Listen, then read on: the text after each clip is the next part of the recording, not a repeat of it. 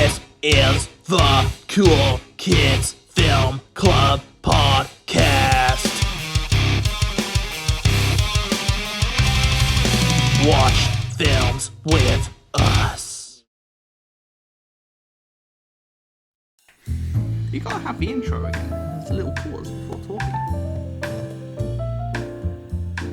Slow fades in, you see. Welcome to the Cool Kids Film Club Podcast. I am Debbie Webb, and this lovely man is Gavin Wright. Gavin Wright, say hi. Bonjour. How the hell have you been? All right, I suppose. Just haven't really been outside. Don't know what's going on out there.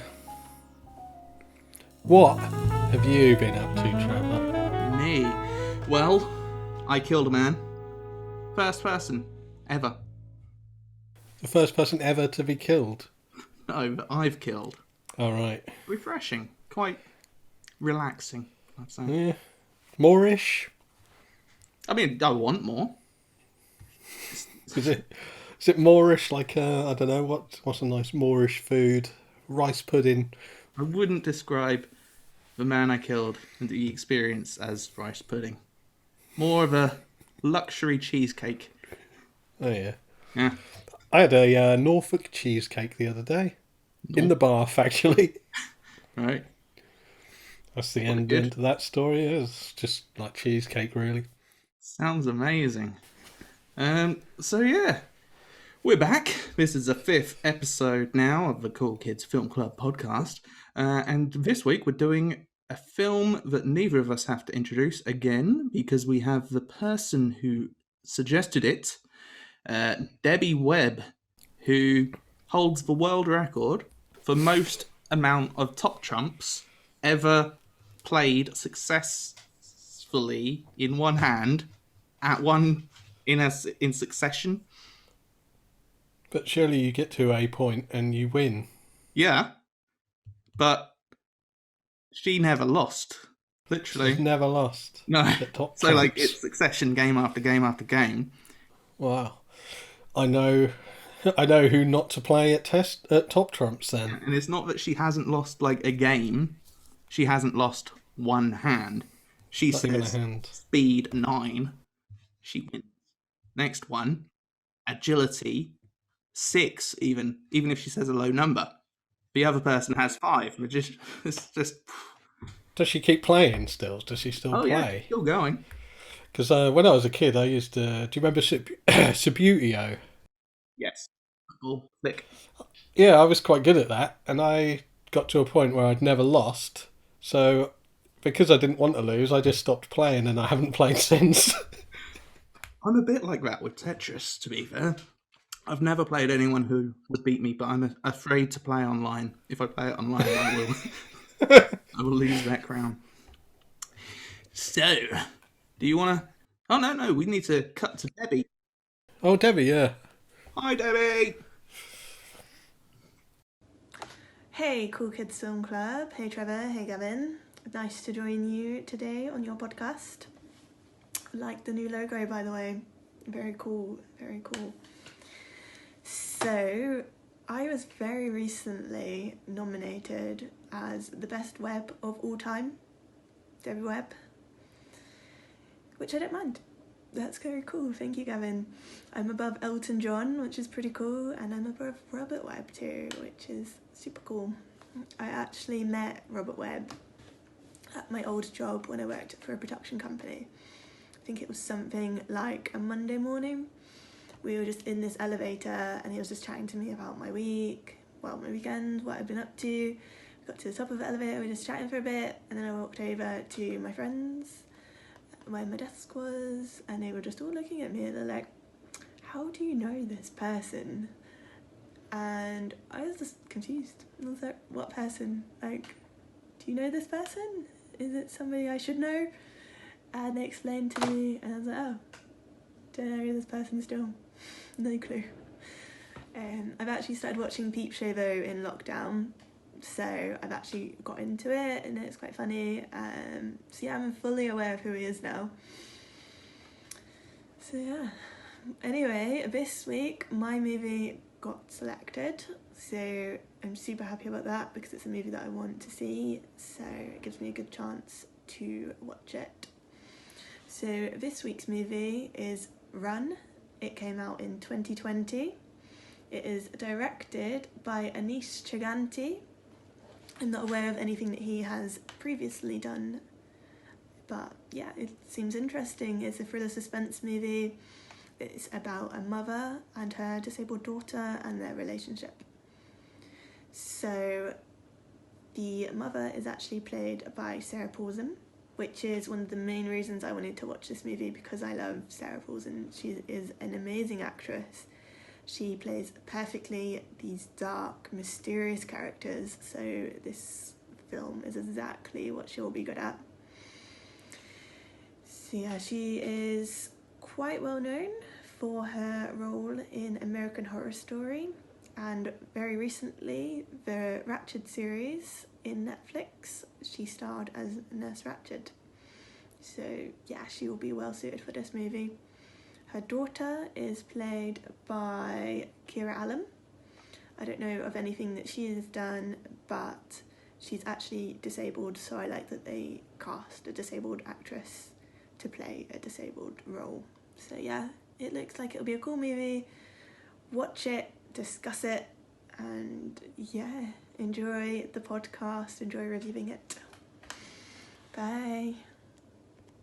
So that was Debbie Webb giving us the film for this week, which you will know by now is Run from 2020. Do you have anything you want to add to? All I would add is that the director Anish Chaganty, he hasn't directed too much, but he did a film, what year was it, 2018? Yeah, 2018, called Searching, which was set entirely on somebody's laptop. It's about a father whose daughter's gone missing, and he finds her laptop and attempts to retrace her steps and stuff. And it stars, I think it's the guy from Walking Dead. I can't remember because I don't really watch that anymore. Is this the guy from Walking Dead? Is that him there? No. No? I think you're being horribly racist. Oh, God. Am I? I think so. You think that's Glenn? Or am I being horribly racist and forgetting that guy and thinking you mean someone else? I'm going to look up on the IMDb now just to see if it is him. Do you know his name, the Glenn chap? I'd know it if you said it. But John Cho? Cho? No. No, it's not him. It's not the guy from... It stars not the guy from Walking Dead. It stars a guy that's not in The Walking Dead. Yeah. About most films, really. Run as well. Run is a film starring lots of people also not in The Walking Dead. Ooh, I'm going to dig really deep and hope that you're wrong there so that I can find out, but not now. I'm not wrong, I'm pretty sure. I mean, I know it's not Glenn. Yeah, Searching was really good. Really good film. I believe I watched Searching at yours. I'll be able to tell you because I tag everyone. I tag them all in my reviews. I watched this film with Trevor. Yeah. It seems. Yeah, did you like that film? It was good, wasn't it? I remember thinking it was good, but not great. I don't really remember much about it. It's just not memorable. I remember liking it, but It was good. that's about it. So, the film, as Debbie stated, I mean, she said a lot of what I said, what I was about to say.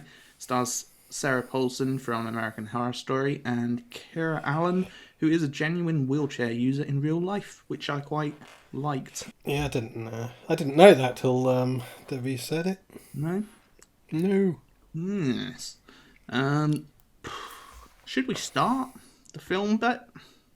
Yeah, go on then. So, yeah, we open with a powerful opening shot of a table surrounded by doctors and nurses. As they step away, we see a tiny little baby in the middle of a table. Quite a powerful opening. Yeah, I remember thinking, I was watching that and thinking, oh, there's some more joy and cheer for the Cool Kids Film Club. A dead baby. Yeah. I mean, did you think it was dead at that point? No, I I thought that it would survive, knowing the basic plot of the film, but I thought that it would end up with issues, which is where it seemed like it was going. Well, yes, the issues that you mentioned, I'm actually, because there's a still of quite a few conditions, I'm going to see if I can get a still of the movie and have that come up right about now. So, like, on the screen, you'll see there's a list of 5 conditions, including 2 I have no idea how to say, so I'm not even going to try. Then asthma, diabetes, and paralysis, which is the obvious main one of the context of the film. Something I noticed about that intro, though, that I thought was quite forced. It said about the whatever one it is that causes paralysis. It says leaves the user unable to walk or run. It's like, do you need to add that? Do you need to add run? I mean, obviously, if they can't walk, they're probably not going to challenge Usain Bolt. It says the exact wording is an inhibition of muscle function causing an inability to move, feel, walk, or run. Yes. And then I kind of liked how all the other words fade away and just run is left, and that's the title of the film, which is why it was in that description. It does feel a bit forced, but I liked it. It's fine, but it stood out to me a little. I was like, oh, what? Walk or run? Oh, now it's fading out, right? Yeah. Because it's the title. Then we see the short scene at the support meeting, Mother's support meeting group. All I could think of at this point was the box of tissues being passed around and how you couldn't do that anymore in today's world.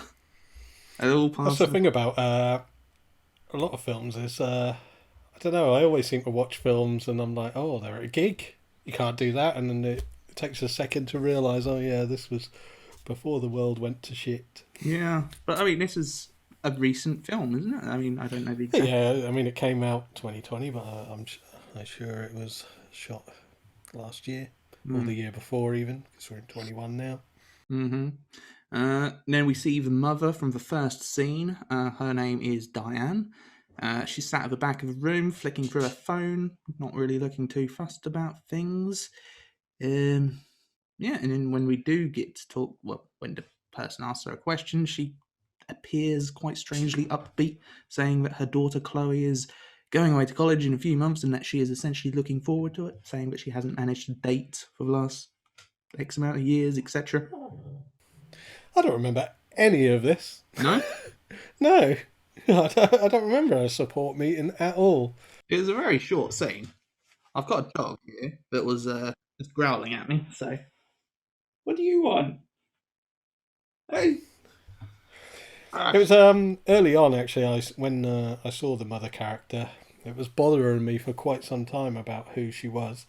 Tara had just watched Ratchet, so when she said, oh yeah, she was in Ratchet, I was like, oh yeah, okay, I must have seen that. But it wasn't till Debbie said that American Horror Story, yeah, that's where I recognise her from. I only ever saw the first season of that. I only saw like 2 or 3 episodes of the first season of that. I mean, it seemed fine, but just didn't ever. I didn't like the first season, and everyone says that that's the best season, so I didn't bother with it anymore. Fair enough. To be fair, it looks good. It's just, I don't know. There's lots of things I haven't seen that I probably should. So, yeah, what did you think of the scene? She's there, she's picking up her phone. Oh, you don't remember it, do you? I don't remember it, no. What are you laughing at? Who, me? Storm's going to be part of the podcast now. Ugh. Storm, what did you think of the scene? Because Gavin doesn't remember it. He's doing a review of the film, but he doesn't remember it, so... I did watch it quite a while ago, to be honest. I thought, yeah, I'll get up on this. But then I realised, oh my God, it's not recording for another 5 days. But it's okay. I remember there was a wheelchair. Was there? I don't remember that. Wheelchair, yeah. You'll have to recap me on that bit. Actually, it's in the next scene. Yeah. It's when she's homeschooling her daughter, which is very apt for now. Yes, did think that. Hmm. But before you get to the homeschooling, you see Chloe's daily routine, which is quite a lot to it.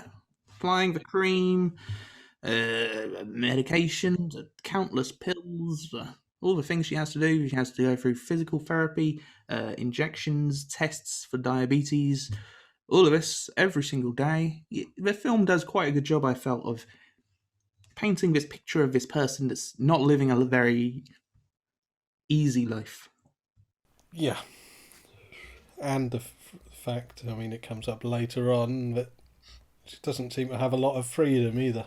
No, it's definitely very isolated, and being homeschooled since, well, not homeschooled since birth, but Well, her mother is a teacher.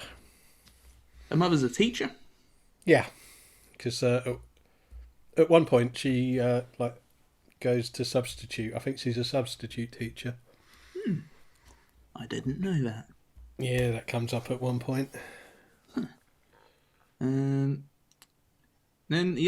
we get 8 minutes. Right, 8 minutes in, we see the basement for the first time. It's a very small shot. She's going down. We see it for like a few seconds, and at this point, I put 8 minutes in, and we get a very short shot of the mother going down into a very ominous-looking basement. Everywhere else is lit nicely, and the basement looks pitch black. It's also somewhere Chloe wouldn't be able to get to because of the stairs. I'm calling it now that there's something down there. Well, my thoughts were instantly this is like a part of the house she can have as her own. She's obviously got a lot on her hands with her daughter, and this is like her space. But she watches a video, doesn't she? Like a home video. Mm-hmm. And it was kind of then that I was like, okay, we haven't seen it here, but I'm guessing she can walk. You guessed that from this point. Yeah, I didn't. There's more to come in, but yeah, at that point I thought, oh, she's watching her, and yeah, she can walk. I didn't come on to that soon on. Then the next notable scene I've got is where Diane brings home some shopping, and then she gets a phone call, has to go outside. Chloe rolls on over to the shopping to swipe some chocolate and sees a bottle of pills with her mother's name on them. Oh, was it to steal some chocolate, was it?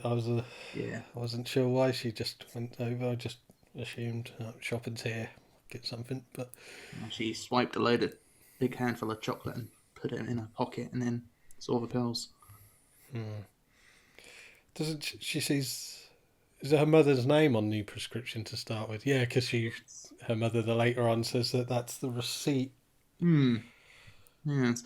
So, I mean, at that point, what did you think? I mean, obviously, I should say as well, I had no idea about the film. I knew that there was some kind of dark secret that the kid finds out about her mum. That's all I knew watching it.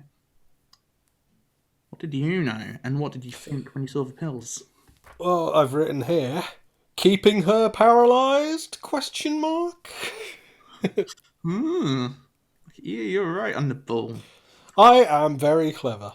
Yes, that seems. I got in my GCSEs. I got a very clever. That was what I got. Very clever. Great.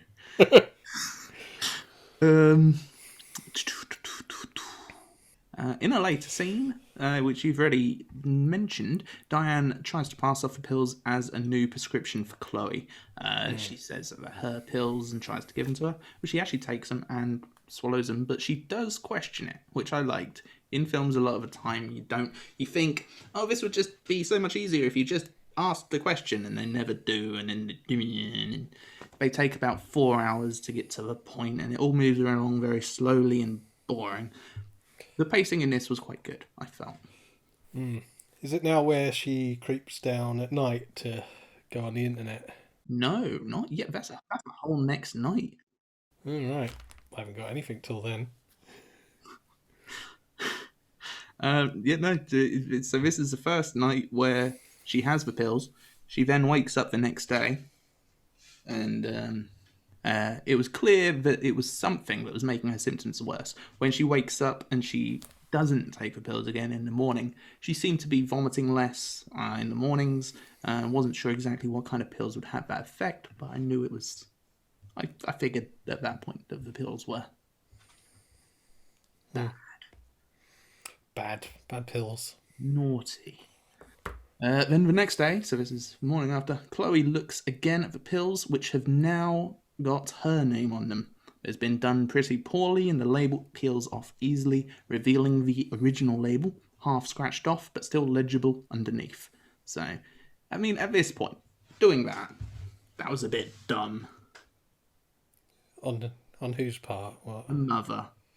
I mean, up until now, you just had a slight kind of, this is strange. I'm sure that had your name on it, but you could question it. As soon as you peel it off and then put another... Where did she get the label from as well? But she puts a new... Make it at home. It's identical to the official one. But if she's been doing this for her whole life, or at least the adult part of her life, or, you know, probably teen upwards, or whatever, she's probably got good at it. You think that was good? The name was still legible underneath. Was it? Yeah. She peels back the label and she sees her mother's name. It's half peeled off, but she can still make it out. To be honest, I don't think you take that into question too much. I don't know. I don't sit and read my prescriptions. Seemed a bit silly to me. Because at this point, she's already had the conversation with her mum about it being her name. But at that point, it's just doubt planted in the brain. As soon as you actually do that and put that label on, you're giving her actual physical evidence. So you think she should peel the label completely off and then put hers on? I mean, that would be one way. Or if you can't get your name off, dispose of a bottle somehow. Say you've lost the medicine. I don't know. Anything but what she did. Keeping the label with her name on it was just silly. I don't know. It doesn't seem too ridiculous to me. I mean, it seems like it's something that she's done for all of those years and it's never been an issue. So why would you change it? I mean, I will say in her defence, the pills were up high. So yeah, she had to use her special grippers. So, I mean, it's fair to assume that she wouldn't have thought she could get them, but still. We then see scenes of her trying to figure out what these pills are. First on the computer, but then the computer... this is the next night. So the next night, she goes down, and she's trying to look on the computer when the internet dies. A few things about this scene. One, you see the mother, as she comes down the stairs, you see the mother quite ominously in the background. When she's coming down the stairs, do you see her? Yes. You see her in the kitchen, like sat at the table. That's as the internet dies. She's sat in front, the camera's here, and then she kind Oh no, you see her before she's even got onto the computer. Okay, didn't see her. Which is a bit bizarre. Does she go down there every night? Or is it just because her daughter's questioned it this time? 2, is she just denied all access to the internet? She's a 17-year-old girl. Like, is she not allowed on the internet? Because it's some secretive thing that she does, isn't it? Going on the internet. She mustn't have a phone, I suppose. She doesn't have a phone. Earlier on in not in the scene, earlier on in the film, she makes reference to not having a phone. She says, if I had an iPhone, then I'd be able to look it up. Oh yeah, she does, yeah. Another thing just with that's clearly like a little homage to his previous film where there's the shots of her searching and it's all on screen. Just a little thing to his entirely set on a computer film. And yeah, the internet going out, that's clearly her just pulling the internet, isn't it? I mean, I didn't think it was something secretive she was doing. I think she's probably allowed on the internet usually. It's just because of what she was looking up. She didn't want to do it when her mum was around, hence for sneaking. But there's plenty of times where her mum goes out. Why does it... need to be in the middle of the night? Couldn't sleep. She was up wondering what it was. So the laptop doesn't work, etc. So she goes back to bed. Next day, she's on the phone whilst her mother's gardening. She tries to call pharmacy.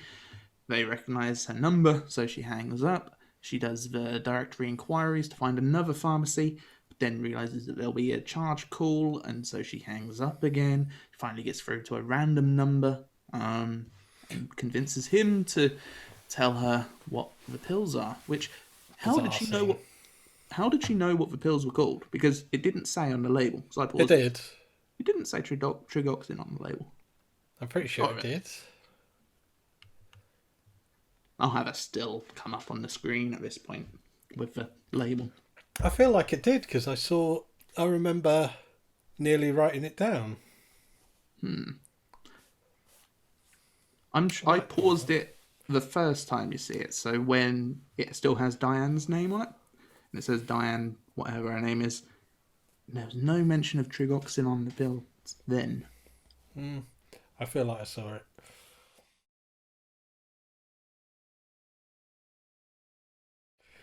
It's a bizarre scene, isn't it? Calling a random stranger to do an internet search. It's what? Bizarre. A little bit bizarre. Especially the fact that I know, like, the guy that she rings is clearly struggling with some kids. I know I wouldn't have time. I'd be searching on Google for somebody when my kids are running about. Would you not if it's about medication and somebody's saying, look, I can't look this up, it's an emergency? Nah. I feel I would. Granted, I think a lot of people would hang up, but I think it's believable that she would get through to someone who isn't a Wally. It's alright. It's not. I've got a big issue with it. It's just a strange little scene.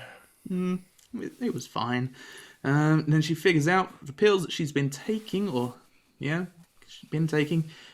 not the pills that should have been in the bottle. The pills that should have been in the bottle were red.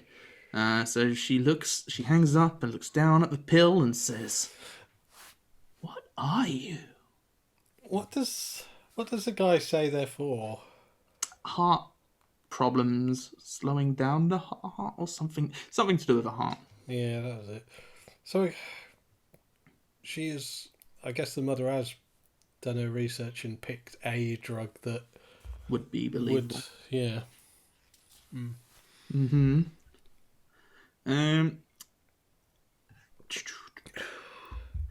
So, at dinner that night, Chloe suggests they go see a movie at the cinema, knowing that the pharmacy is just across the road. Sneaky. At the cinema, skipping a bit, she says she has to go to the toilet and dashes over to the pharmacy, where there is, of course, a massive line. Leads to the great line. "I'm disabled. Feel bad for me." I wrote that down. As she cuts in line, yep. Yeah. I mean, you wouldn't object, would you? You would just let her do it. Yeah, probably. You'd have to. Especially, I think the amount of people there makes it worse, because if you're the only person out of all of them saying, "Oi, hold on," and you're a Wally. This makes for another scene that I thought was going to be. I thought I was going to really hate this scene where she's talking to the pharmacist and is asking about what the drug is, and then it turns out like it's prescribed for her mother and she can't do it, and she notices like an escape room and it's like, yes. Oh, this is for a game. And I thought then that this pharmacist was going to give her the information, and I was ready to sigh so hard that I'd break a rib, because that would have been awful. But thankfully it doesn't quite go that way. No, the medication ends up being for their dog, which they don't actually have a dog, but that's believable. I'm sure they can fake a dog illness somehow. I suppose they give it a line just to give it a bit of plausibility, but the fact that a pharmacy and a vet share a thing, that seems like it might be an issue at some point. I didn't even think of that, but yeah. Yeah, I mean, I don't take Storm to the GP. Storms of a dog. That was. I think I introduced her. I don't know. Yeah, you Certainly did. wouldn't. Yeah, that was your favourite bit. The dog medicine is a muscle relaxant. Chloe, looking quite bamboozled, asks what would happen if a human were to take this medication, just as Diane comes running through the doors. Chloe asks again and is told that it would cause a lack of feeling in your legs, which causes Chloe to have a breakdown and is struggling to breathe. Just as Diane comes over, gets the pharmacist to go and get an ice bucket, shoos away the other customers, and then injects Chloe with something which makes her pass out. Yeah, this is a bit I wasn't thrilled with. The fact what she's just got this giant, it's not a small thing, it's a giant, like reanimator style syringe. What, she just carries that round 24/7? I mean, it comes into play later on, but that bit was a bit dubious for me. She carries around quite a lot of various things. She has a gun in her first aid. Yeah, kit. but also that syringe is with the gun in her boot. What, did she like come out of the cinema, think, get the gun and syringe? Or not the gun, but get the syringe out the boot. My daughter might be at the pharmacist's. Yeah, I mean, it's semi-believable that if she goes to the bathroom, sees she's not in there, with the questioning from before about the pills and things, I mean, it makes sense for her to go to the pharmacy. And if she knows she's having to go to the pharmacy and she's got this in the car, it makes sense, I suppose, that she would go get it. I mean, she turns up quite prepared at multiple points in the film, doesn't she? Obviously, right at the end, which we won't discuss yet. I'll let it off. I mean, it wasn't a big issue for me, but it brought up questions. After the scene in the pharmacy, and then the super suspicious phone call later on, would the pharmacist not know exactly what was happening and call the police or somebody? Or at least, like, come round and confront Diane? You've missed a bit again, haven't you? Because No. she isn't making the phone call at all. It's her, because she stops almost mid-sentence and like looks at her phone almost as if she's practicing, but she doesn't actually make the phone call. Okay. But still, even after the earlier scene in the pharmacy, do you not think she would have cottoned on? What, the pharmacist? Yeah. No, I think it's believable that she wouldn't. Yeah, but she's clearly quite distraught. She says, what would happen if a human were to be given these pills? And the answer is, you would lose feeling in your legs. And she's talking to someone who's paralysed in her legs. To be honest, everything else later on in the film happens quick enough where even if she did do something about it, it would have been probably too late anyway. Yes, this is true. But to go back, this woman is someone who does escape rooms. She's good at finding clues and things. She's not going to see muscle relaxant, girl paralysed from waist down. She's asking what would happen if a human takes them, and then she gets all physically distraught. You got to think as well, this is a small town, and she seems to know everyone because she knew who that girl was. She knew who the mother was. Mm-hmm. So there's an element of familiarity with these characters. But she's probably never seen her come in and get distraught like that before. Yeah, So probably not. But, seeing somebody act out of person would be more reason, wouldn't it? Are you saying you want a spin-off film entirely about the pharmacist and her struggle with whether to call the police or not? Maybe a scene. She could have came round. I wouldn't necessarily call the police, but you'd go round or something. Especially if her and the mother know each other, you'd go round and be, I wouldn't check go up. round. No? No.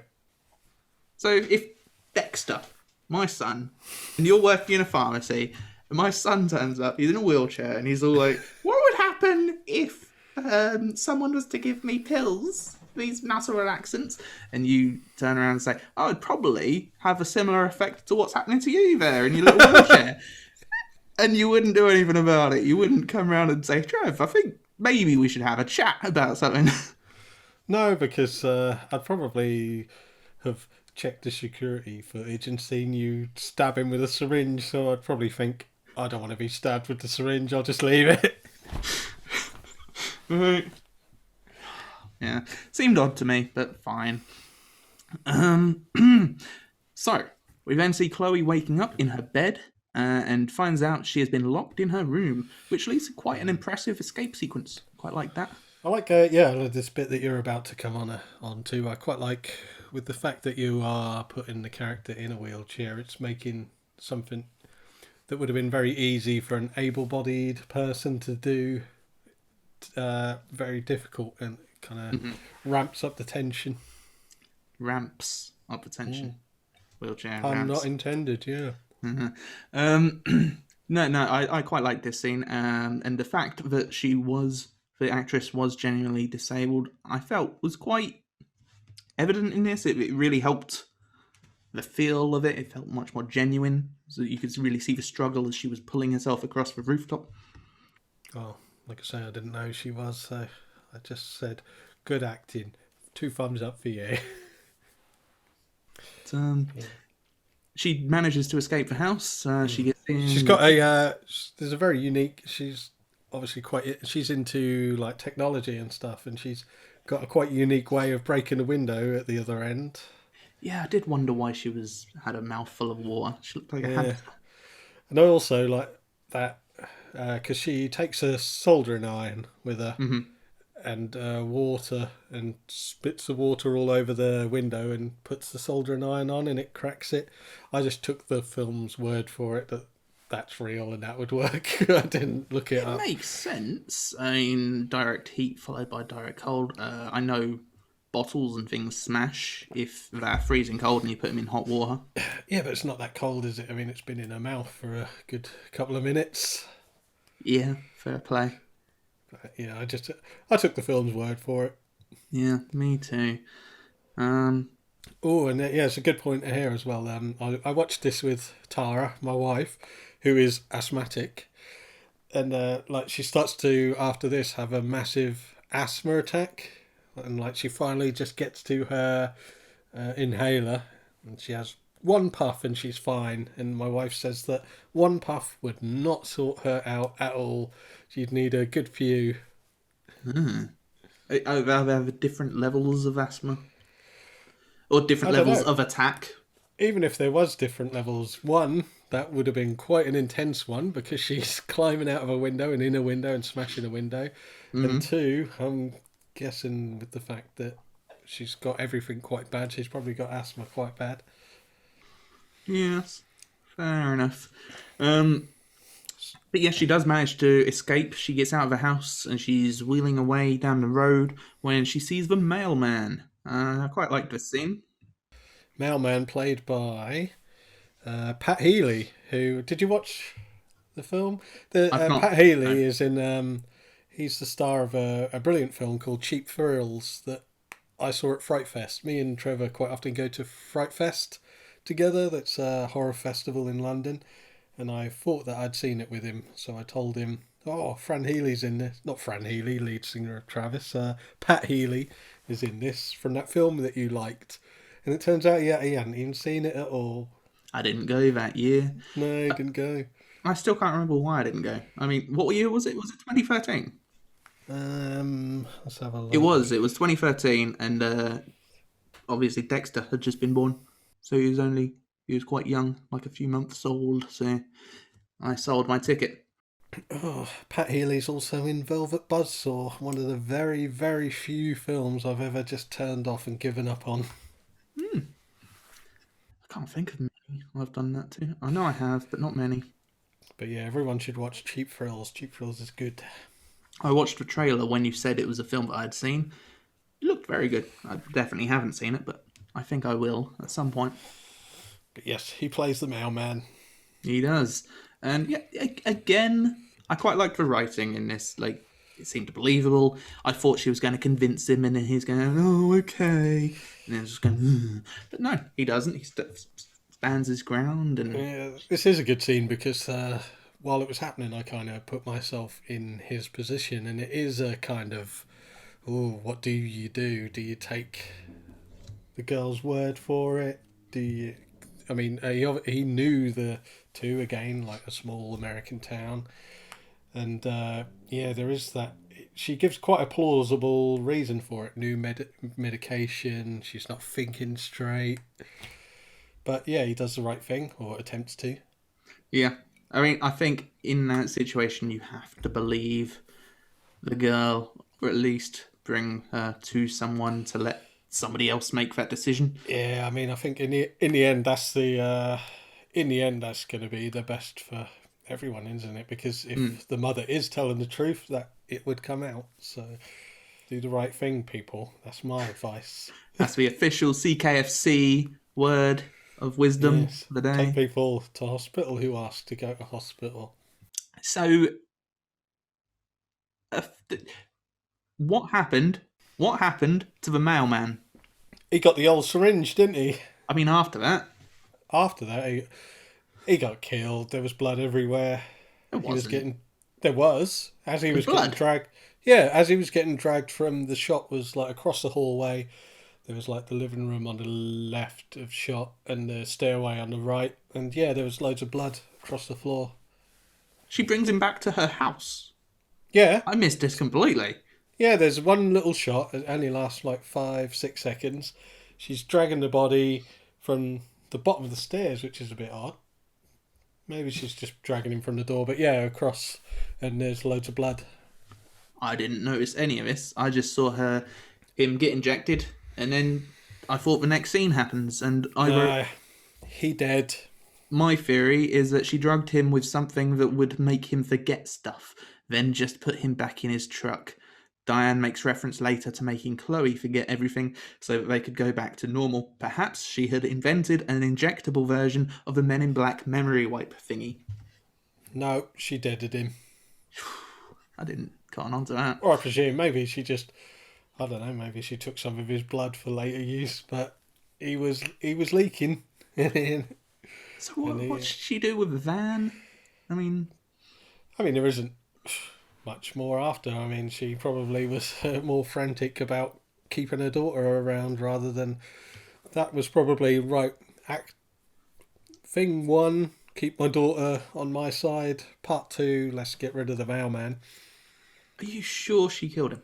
Yes, positive, 100%. She's dragging him along across the floor with a streak of blood. Missed that. That seems quite a step up. I mean, I think this is the point where she has lost it. I mean, the fact that she even thinks a little bit later on that she can just move on with her daughter, I think she's lost it now. Yes, her mental health is certainly questionable. So after being dragged back to the house, Chloe finds herself chained up in the basement where she conveniently finds a box. Looking inside, she finds a picture of her as a child running around, confirming Gavin's previous suspicions that she could once walk. I thought they were going to find the video, to be honest, but she finds photos. And the video wasn't of her running. No, it wasn't. You didn't see it, but I thought that the character would find Chloe. Is it Chloe? Yeah. Chloe, yeah. Would find a video of her walking. That's what I thought she'd see. Yeah, makes sense. But no, and this box is very convenient. It's got some other stuff in there. She finds a death certificate for herself. Supposedly she died, I made a note of it, at 2 hours and 11 minutes old, meaning the baby in the very first scene was in fact dead. So yes, this I originally brought up because this is what I guess. This is where the whole reveal comes about. And my first thought with the reveal was, how is she leading a life now? And And yeah, I said this to Tara, and Tara actually came up with a good explanation that she's got the birth certificate of her daughter, and obviously the death certificate as well, because if you've got the death certificate, you've got to have the birth certificate. And she's just moved to another part of the country, and this death certificate hasn't been registered, or when you get a death certificate, you're the one who has to register it, don't you? I think. Don't know. True? I don't really know. But yeah, because originally, when the whole reveal came about, I was like, how is she taking this girl to the hospital? How is she doing all of these things? But yeah, Tara had quite a good explanation about moved to a different part of the country, and she's still got a birth certificate, so you can then register that child. Yeah. I mean, I hadn't pieced it together. To me, it seemed odd until right now. Yeah, that kind of makes sense. But yes, in this thing with the birth certificate and the picture, etc., she also finds a picture in the same box with a newspaper article about a newborn baby being snatched from the hospital, which is just the kind of thing you would keep. If you're the person who snatched the baby, you'd keep that little thing as a memento, wouldn't it? In the same box as all the other stuff. To be honest, I would. Really? And then you would definitely 100% chain up the kidnapped child in the same room as this box with all of the information they conveniently need.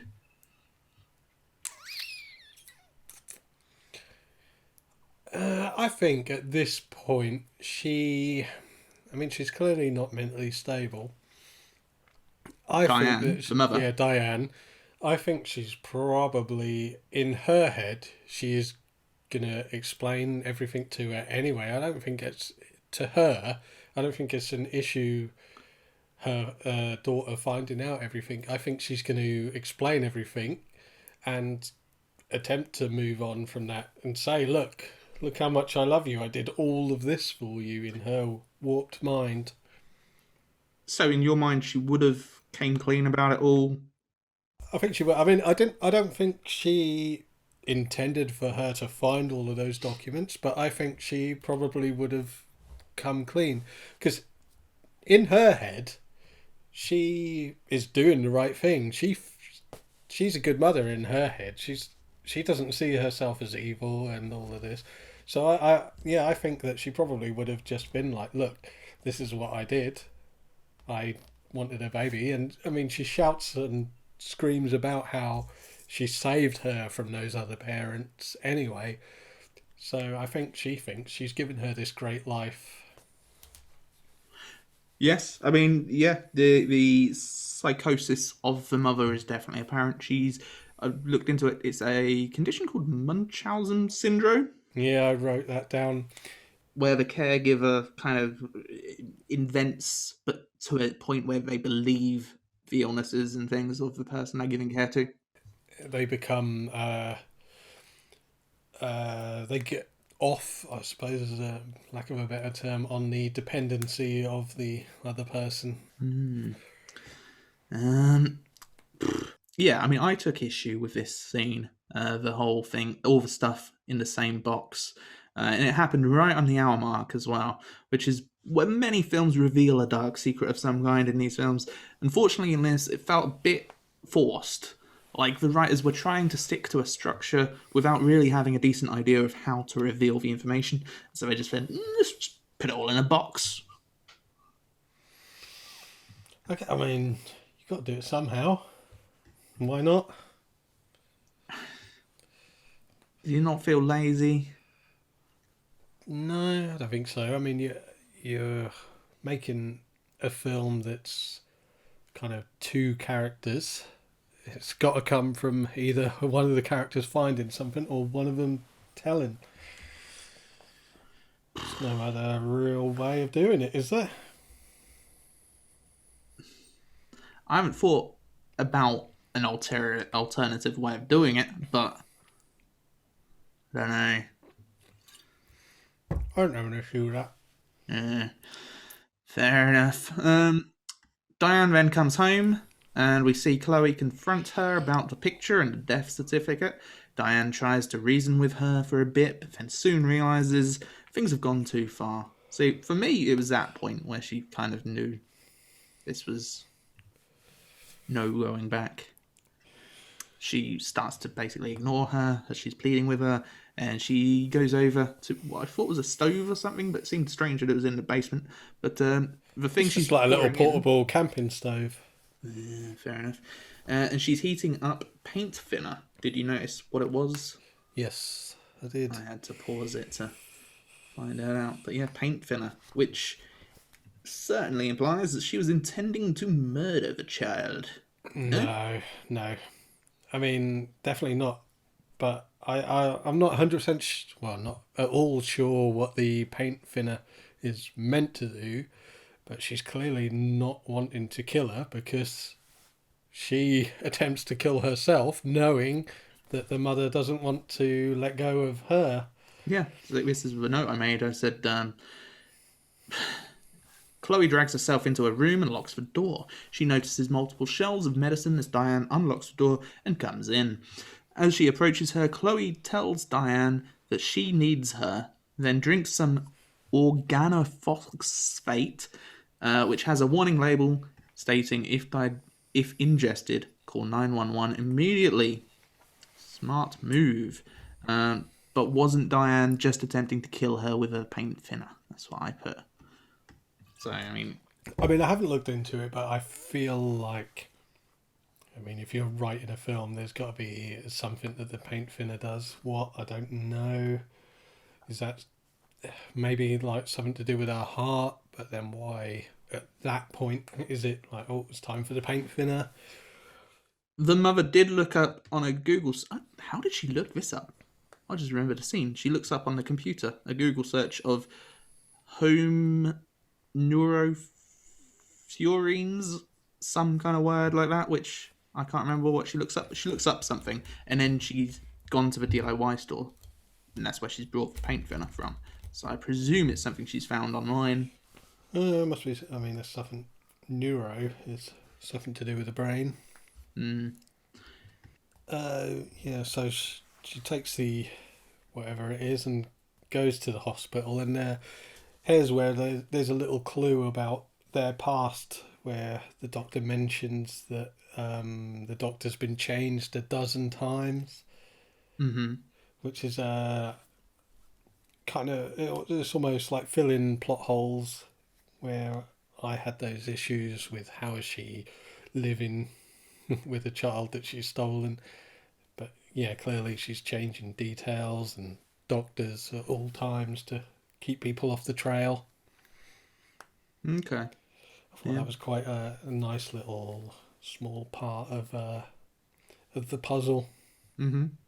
Didn't clock with me, but it makes sense. And then, yeah, she's in the hospital. The mother turns up again. We get the scene of her at the window, which I quite like, with her hand against the glass. Call back to the other scene where she sees the flashback, where she sees the babies. She's got her hand against the glass. I'm going to steal you. And then she does it again, essentially. She goes in. Another injection. And then they roll her on out of there. Did you not find it a bit strange? On the way out, Diane just gets the gun out and she's walking around with the gun like it's a bottle of water. I've got a note here that the whole shootout ending I wasn't a big fan of at all. If you're going to take your daughter out, obviously you're thinking that the daughter's going to mention that you're involved and you might have to shoot your way out, but do you think that's ever going to end well? Especially with the fact that she's sneaking her out in a wheelchair. I wasn't a big fan of that shootout ending at all. Did you have a problem with her having a gun on her?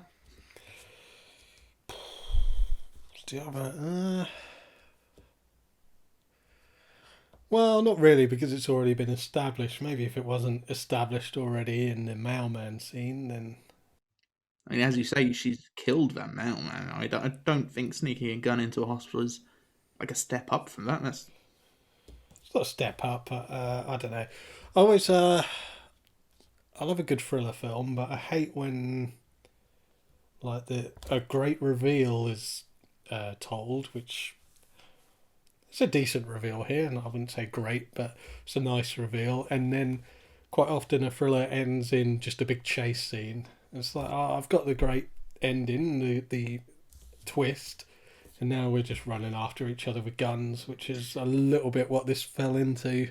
Yes, I mean, the note I made was, I suppose the writers needed a reason for the security to shoot her, so they had her holding the gun.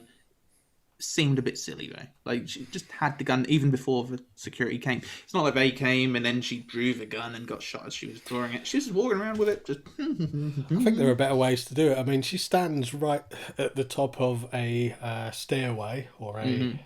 Escalator. Escalator, yeah. Broken escalator. And with There's the no fact... such... Sorry, but interrupting. There's no such thing as a broken escalator. And they should just have a sign up saying temporary stairs. R.I.P. Mitch. Yeah, brilliant. Carry on. Yeah, I think it probably would have even... I've only literally thought of this now, so maybe under closer scrutiny it wouldn't be. But I feel like it might have even have been better if the daughter... Because she's right by the edge of that stair. And the daughter's looking like she's about to walk. Mm-hmm. And I'm glad she didn't as well. I thought she was going to get up then, and I was like, oh, come on, no.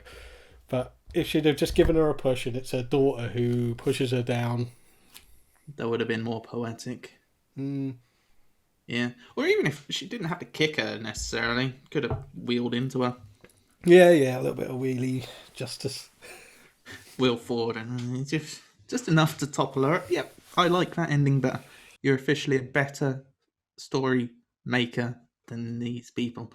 But yeah, I did like the putting her foot down thing to stop the wheelchair from moving. It's quite metaphorical.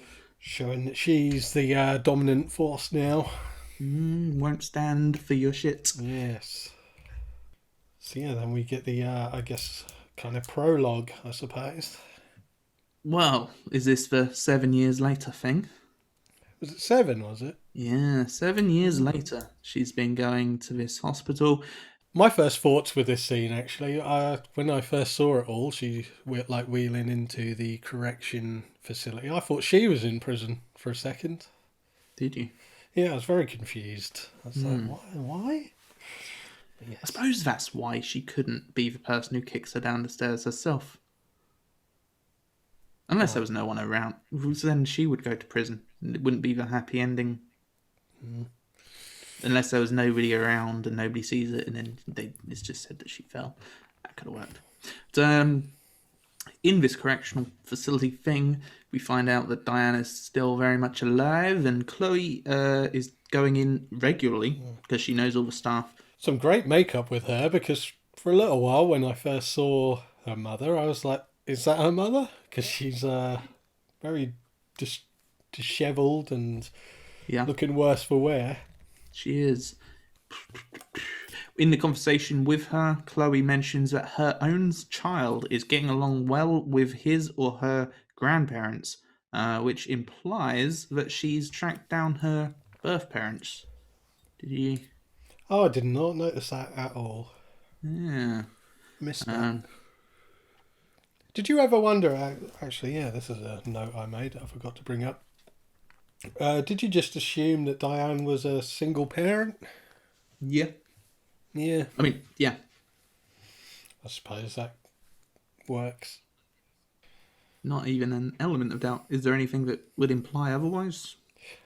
Just, I like the idea of that maybe she was so into having a child that A, she was willing to steal one, and B, maybe her husband didn't agree with that and he got the old syringe. He got the paint thinner. It's possible. Why do you feel that Chloe is returning to see Diane so regularly, 7 years later? I think there's a couple of things to that. I thought that was probably the most interesting part of the film. There's the revenge element, like giving her literal own medicine. I like that, giving her own medicine. And the fact that she was her mother for 17 years, so there has to be... Because like her Diane says at a few points, wasn't I a great or good mother to you? And I think, obviously, without knowing everything that's gone on, she was probably a good mother to her. So there must be that little bit to her that is like attached to her. Stockholm syndrome. Yes, To an extent. lots of syndromes. Lots of syndromes here. I mean, she was practically a prisoner, kept Locked up, like literally decapitated, decapacitated. Decapacitated, yeah. Yeah, so that she couldn't go anywhere. Kept prisoner. Yeah, I think she would have developed feelings. It's like a very love-hate relationship she's left with. She's probably left with quite a lot of issues there. Mm-hmm. Yes. So my question to you, Gavin, right? Go on. At what point in Chloe's life would Diane have started this process of giving her the pills? It was 2002, the year that her baby died, because you can tell from the death certificate. And then the picture of her walking or running was dated 2006. So I would have put her about 4 years old, just starting to get to school age. This is something I haven't really thought about, but you have to wonder why she even needed to make her unable to walk. I mean, I suppose that comes in with the Munchausen thing. But yeah, like Tara just said off screen there, I guess it's so she doesn't run away. But why would she run away? In her I think head, that's probably the last of it, isn't it? When she's like 4 years old, that's probably the last of her walking career. well, yeah, that was the logic I got. But she's not going to run away. I mean, she's 4. She doesn't know she was abducted. She's just got this loving mother. She's not going to run away. So I saw no reason for it. At the time, I thought it was because she wouldn't have had the documentation and she couldn't explain where this kid had suddenly came from. But you've since explained about the fact that she would have moved and had the birth certificate, etc. But my logic was that she couldn't get her into any schools because of the lack of evidence of her existence. No, I mean, I don't know what the school system of America is like. I don't know when you have like a nursery, kindergarten type thing. But I mean, with the fact that she's changed doctors a dozen times, she could quite easily have changed nurseries, kindergartens, and gone to different places, and then thought, all right, I'm going to this one, knowing that she can't walk. Again, why? Why do it? Well, that's the Munchausen thing, isn't it? That's the leaving the dependency of her. Yeah, well, let's go to. I can hear him actually, kind of clawing at the doors. Does he want to get out? Have you fed him? Not yet. I do after he does his bit. What does he eat? Cabbage. Cabbage, yeah, he's a vegetarian, that Keir, isn't he? I don't know. Well, he is, but I don't know if it's by choice. It's just what I give him. I just give him a whole cabbage every day. How long have you had him in there then? Because since we started the podcast. Oh, just the podcast, not since we had him in our film. I look at my slate up here in 2007. No, although, funnily enough, he was in a shed in that film. He was, wasn't he? Yeah. He was. I didn't even piece that together until now. Oh, brilliant. We should say we made a film in 2007 called Zombie Scumbags, and it's still not finished. Coming soon. And it stars Keir. He's probably second build. Keir Mills and Stephen Hooper would be the two main guys in it. Starring quite a lot of people actually. Loads of people came down, helped out, gave us their time, their effort, their energy and their skill, and we returned a favour by not finishing the film. Yeah. That's something for another day. But... something for another day. So what would you rate this film? Well, we haven't cut to Keir yet. Should we do that now? Go on then. Give a cheer for Keir! Ooh yeah, Keir. Ooh. I love Keir. Kia? Like the car? Kia? That's Keir. Keir. Keir. Keir. Like cheer for Keir, not Kia. K-I-E-R. Or is it Yeah, E-I-R? K-I-E-R. Anyway, so Keir.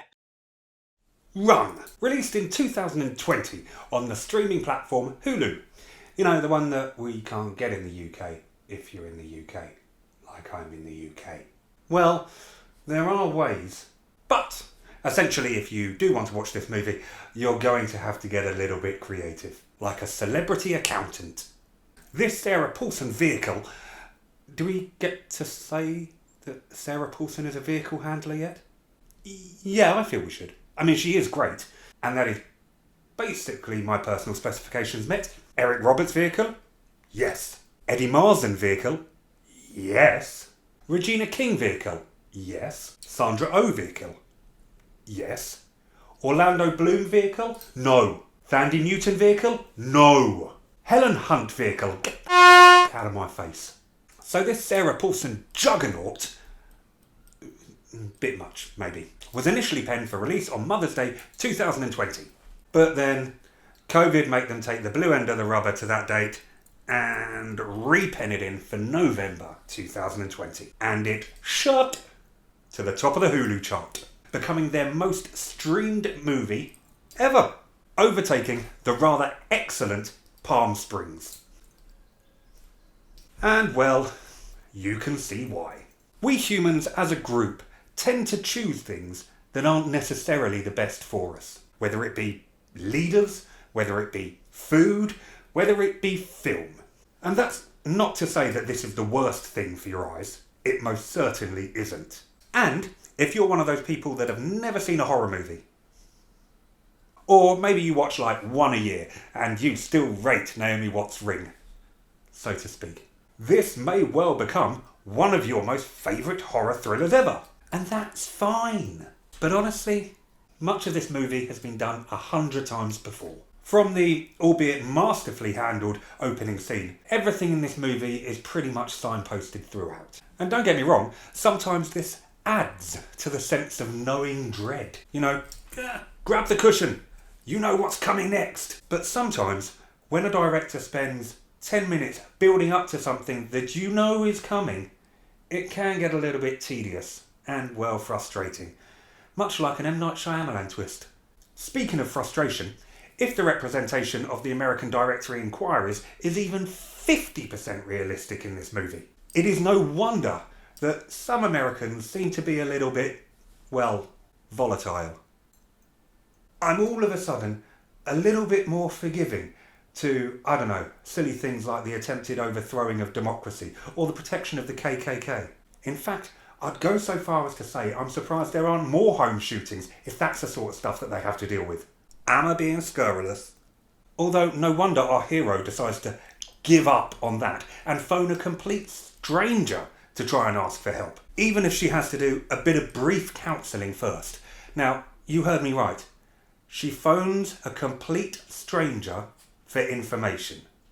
She does a bit of counselling on a complete stranger. A complete stranger. Like, just any old phone number. Start counselling. That was a bit weird. The inability for anything to move at what most humans would call a reasonable pace in this film is a recurring theme. And I'm sure when filming the scenes, you know, individually, this seemed like quite a good idea. You know, the phone service, the queue in the pharmacy, the grabber trying to get the thing on the top shelf, the peeling off the label, the wheelchair stuck on the rock. I mean, I honestly could go on. But when you put them all together, it honestly does seem a little bit like flogging a one damn slow trick dead pony. Does that work? Culminating in, frankly, the most absurdly lethargic reaction to the disappearance of a critically ill, paralysed patient. Yeah, hello? Yeah, you might want to radio this one in. Sarah Paulson, as the mother, Diane Sherman, is frankly awesome. Nurse Ratched ratcheted up to 100 in the space of one line. You've figured it out. A line delivered with such hammy chillingness, you can just imagine the trailer editors going, ah. Kira Allen, as Chloe, our afflicted heroine, brings a realistic sense of dread to her ordeal, with perfectly pained, if sometimes sniggerable, facial expressions. An exasperating journey round the roof of the house as she drags her uncooperative torso with her does bring up, however, one of the most lasting ponderings. Sometimes you don't need to use smart science to break a window. You know, thing about glass, especially single pane, yeah, it smashes if you hit it hard enough. I'm just saying, she really makes that incredibly and unnecessarily difficult for herself. Yeah, we get it. You're smart, you know science, but come on, just smash the window. This is a good horror. You know, it's a popcorn horror. Yeah, sure, much of it won't linger with you long afterwards, but whilst it's happening, yeah, you're on board for the main. It's first date horror. It's movie Monday horror. It's, I can't sleep and it's 3 a.m. horror. Most will find something to enjoy here, but to nod to the movie that it clearly draws most influence, and one that I believe does it far better, I can't imagine anyone saying this to Run. I'm your #1 fan.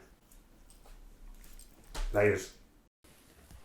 So that was Keir Mills' bit. As always, the man in my shed has probably delivered yet again, unless he hasn't delivered. We haven't had it yet. But I'm sure he has delivered, or will deliver, and I'm sure it will be superb. Yep, I'm sure he's put us to shame yet again, even with the fact that I've been drinking. I thought it's made you quite charming, quite You think confident. I'm charming? Yeah, charming, confident, manly, Yeah. I'd say. That is all the things that I use to describe myself. So, ratings. What would you give Run? I like a thriller, and a thriller needs a good twist at the end. And despite the fact that I thought I had a good handle on it, with knowing that she's keeping her paralysed, keeping her in a wheelchair, and the Munchausen thing, which I think does factor in it, but it still gave me a little extra twist. I didn't know that her actual baby had died at birth and she'd taken another one. So, you know, like a solid little twist. And for me, 7 out of 10. Good 7 out of 10. Good thriller. Okay. Well, yes, I agree with all of the above. I do feel it had a few story issues and things of convenience, which stops it from going any higher than what I would also give it a 7 out of 10. Yeah. I mean, it could have been an 8 if it was just a few little bits changed here and there. The final scene, all the stuff in the box I didn't like. It was just too convenient. But it had some good scenes, good casting, brilliant acting. Yeah, solid all round acting. I thought the mother was better than the daughter, to be honest. That's her first. I think it's her first film, isn't it? I did look. The daughter. That up. Yeah, I think it's her believe debut so. feature. Which I think she did quite well in. Yeah, it's a lot to do. I mean, with quite often it's just her on her own. So next week's film. Ooh, I'm excited. As always, if you want to get involved, go to our Facebook page. Gavin will tell you about that whilst I look into some details. Yep, if you just go to Facebook and put Cool Kids Film Club in the search engine, I'm sure it'll come up. You'll see the logo. It looks like it's been ripped off from Jurassic Park, but done better by the best of all the webs. Debbie Webb. Actually, Jurassic Park ripped me off. I thought of this logo first and then it came along. We need 19 entries. A few extra people have got involved this week. We have 1, 2, 3, 4, 5, 6 films this week. We only had 5 last week. But Who are the people? we have Trevor Webb, whoever that is. Keir Mills has got an entry. Simon Del Bosque. There's a Gavin Rye, a Tara Rye, and a Warren Winter. They've all got films in. Come on then, let's draw it. I want to know who. I want to know what film. The problem is I usually do it on the camera, which you'll be able to see, but now I'm doing it on my screen. So you're just going to have to take my word for it, but I'm doing it right now. Oh, I need a wee. Well, tough. The film, I've put it in now. I put a number 1 in the first bit and a 19 in the second bit. And the random number is going to be 7. 2. Oh. Which I know what it is. It's Trevor Webb's film, Clerks, from 1994. Fun fact about Trevor Webb, he was once murdered by a man called Warren Winter. And his last dying wish was for us to review this film. Got it. Are you ready? Should I put it up? Yeah, get it up. We should say it as well because we're audio only as well. I have said It's it. Clerks. I've already said it. Did you? Yeah. I don't That think you whole did. thing where I said it. It's the Clerks. It is Clerks. From 1994. Kevin Smith's first film. Back when he was good. Yeah, I mean, he was once my favourite director, I have to say. Go, what happened? Fun fact about Clerks. It's the only film that I've ever read the script to before watching the film.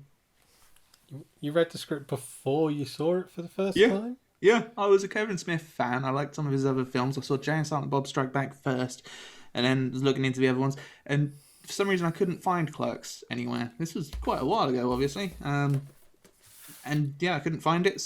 But I did find a copy of the script, and I read it all the way through. And I read the version of the script. Spoilers if you haven't seen the film. Do it off. But yeah, I read the version of the film where Dante gets killed, shot at the end, and so when I was watching the film, I was expecting that to happen. Well, this edition has that version.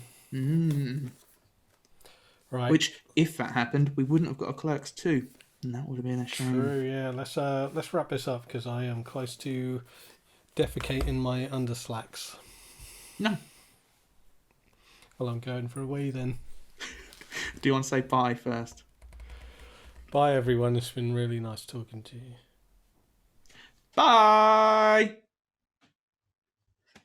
This is the Cool Kids Film Club Podcast.